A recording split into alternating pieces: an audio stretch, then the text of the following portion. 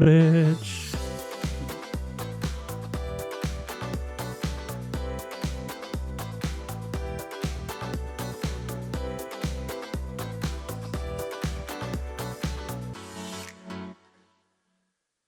It's just a cookie, say many people. There are so many cookies. So what? How do you stand out as a cookie?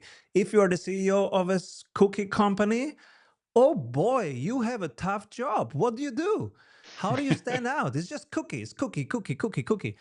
I was kidding with my wife that for kids, everybody's a cookie. Everything is a cookie. Hello, cookie. Hmm. How do you not just stand out but even dominate? Because if you're a CEO, your job is not just to be there, but to be like really, really there, right? To dominate. Buckle up, guys. There is one team that did it. They have 9 out of 10 of every US household eating their cookie. Global, big cookie. They broke the internet with this cookie. Number two cookie is in Europe, and that's just a coffee cookie. But this is the real cookie.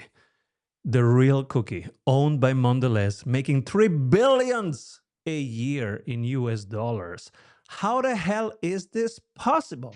I had to ask Michael, the Referability King Roderick. Michael, how is that possible? Can you steal it?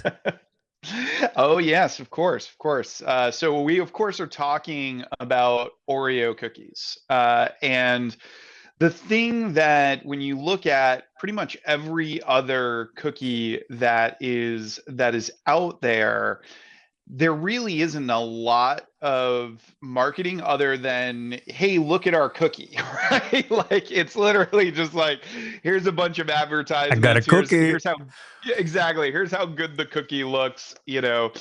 There and yes, there have been some campaigns sort of over the years, but what Oreo's done, which really no other cookie has done very effectively, is to tap into the nostalgia of all of the brands that we grew up with, right? So they did a collaboration with Star Wars where they actually had a light and dark side of the Force cookie where you would go and you would open it up and you would either get blue cream or red cream, and you basically knew that you were either getting the light or the dark side of the force. And the thing that happens when you tap into nostalgia like that is that now you're not only sort of selling the cookie, you're selling the feeling that somebody has had in the past when they've gone and watched Star Wars with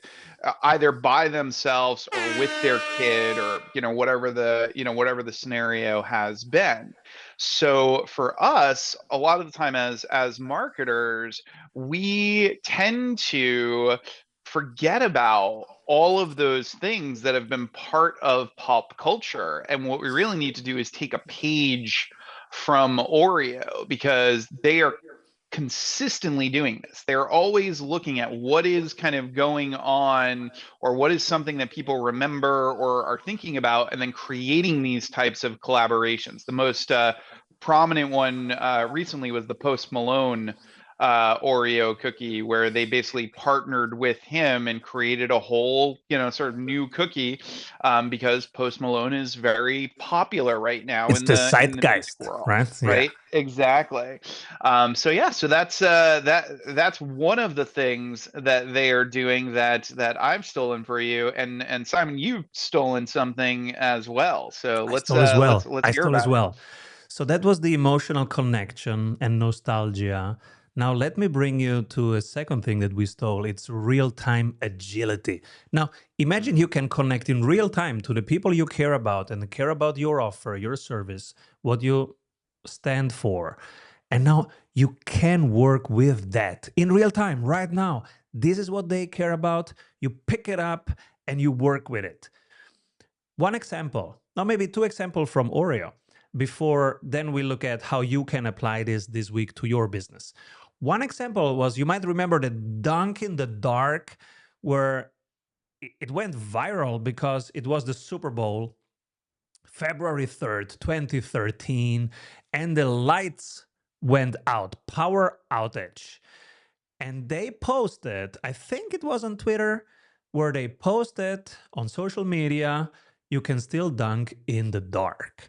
And people got it, and it was the right moment, the right message, and boom, it hit home, it went viral. A second time, so I think there is a pattern to this madness, because a second time, this was when all the billionaires were talking about creating a bunker for their friends and families, and they actually built a bunker. And that bunker somewhere in Alaska is an actual bunker. And they say they have saved their secrets and their formula and their IP. But what's the secret of a cookie, right? It's not a big thing. I think it was a marketing stunt again, picking up the current zeitgeist, which was, oh, do I need a bunker? And who builds a bunker? We built a bunker. And boom, it went viral again, and people were discussing. This time they were discussing in a more critical fashion, like, why do you need a bunker? Come on, spend it on something more meaningful, like do something for climate or for social issues instead. But hey, the job of marketing is to get people talking. And they did it. They did it again. So this is what we can learn. Now, let's apply it to our businesses. Your business, my business. You're a solopreneur, you're a small agency. How can you pick up the zeitgeist? Because you might not have a huge audience. How do you know what's on their hearts and minds right now? Let me share something. It's called Polymarket, and it's something that I recommend right now to every client when they have to do marketing. Because the big problem of PR, of marketing, is always, how do you find the bridge between what's on their minds and hearts and what you are bringing to the table? There can be a huge gap between those two things. And usually nobody cares what you bring to the table. So how do you find that thing unless it fits to what's on their hearts and minds right now? And so how do you find that? There's this project, Polymarket, born in the niche world of the crypto projects, these projects that come and go. And it was built for surveys. But crypto people, they like to bet on stuff. So it was a survey platform where you can ask stuff. Hey guys, do you think Kamala Harris will win or the orange guy? But instead of just calling people and asking for their opinion, which gives you a different answer, a social answer, now you were asking them to bet on it. Oh, you think Kamala wins? Okay, put $10 on it. These are the odds. So they would vote. No, they wouldn't vote. They would state their opinion backed with their own money. And that changed the whole mechanism. This one was super accurate. For example, my friends here in Europe, we are more on the social democratic side of things in Europe in general, and my friends in specific. So most of them thought Kamala Harris would win, and they were shocked when the orange guy won. But I knew a month before that the orange guy was going to win, because on Polymarket he had 85% all the time. And so it was very clear, it was very accurate, while the traditional survey mechanisms were far from what happened. Why? Because they were still calling people and saying, what are you going to vote? And then you get this social answer, not the real answer. So the socially acceptable answer. And it wasn't really acceptable in any part of the civilized world to vote for the orange guy. And so that's why they didn't have the accurate numbers. So now, how can you use that? We know that it's accurate. It's in real time. How can you use that? If you go to Polymarket right now, you see what people are betting. The first 5 topics, you take the business topics instead of the politics, and now you have what's on their minds. You take the commercial topics, and you know what's on the minds of entrepreneurs and business owners. And the minimum that you can do is right now just a poll. Hey, do you think this is going to happen or that? And you're engaging You're starting a conversation on LinkedIn, on X, wherever your people are, and their attention is, and they gather their information to make decisions. Now you are the platform for conversations. That's what you want to be, because now you're top of mind. You are the place where information gathering happens, right? And your offer, whatever your message is, now you might link it to those topics and now take a position and go one step further and say, my position is this, let's discuss pros and cons. And now you are entering even more in an intimate situation, because now you're actually going deeper into a topic together. And that, again, creates attention, creates what you want to have, that they think about you. So this is one thing, using, for example, Polymarket to know what's going on out there. Another thing is creating a mastermind, creating a really tight group. Let's say you have 10 clients, but and you can ask them, hey, would it be valuable for you guys if you meet the other 9? They have similar things that they work on, that they have to solve, like you. So would it be valuable? And if they say yes, and if they tell you a range, okay, how valuable would it be? 20K valuable, 10K valuable? Now you have a range of the pricing. And now you have a mastermind with 10 people.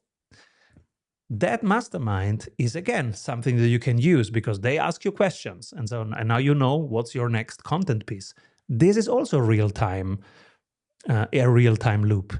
Or if you have a YouTube channel, that's why it's a great idea to have a YouTube channel, because whatever they ask you in the comments, that's your mandate right now to talk about. That's your permission to start the next conversation. Another thing that I've seen, I don't know if you've seen this, is the aspect of, I think it's been referred to as like newsjacking, where you go to your platform of choice and they have like 5 or 6 things that are trending Trends, yes, topics, exactly. right?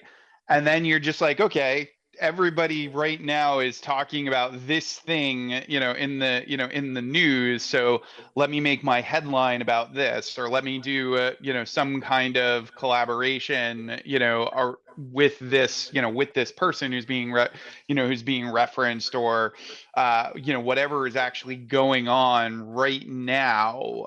It makes for great subject lines too, right? If you're writing emails to your list, coming up with like, what is something that everybody's talking about right now, and then plugging that into your subject line. It doesn't matter what it is you're talking about, you're gonna have people opening it because they're just like, oh, well, that's all over the news. Yes, I want to know sort of like what your take is, or sort of how you're looking at that. Totally agree. And I think on LinkedIn, this is a wonderful strategy. Be careful on X, because 15 minutes later, that's old news. That's how fast it moves. And then you have 7 Yeah. posting, and you go, oh, another one posting about that. But on LinkedIn, I think it can work for weeks. Yeah. It has a different pace, right? I love it. Interesting. Also, we went one step further. We wanted to be Jarvis to Iron Man. You have Captain America right there.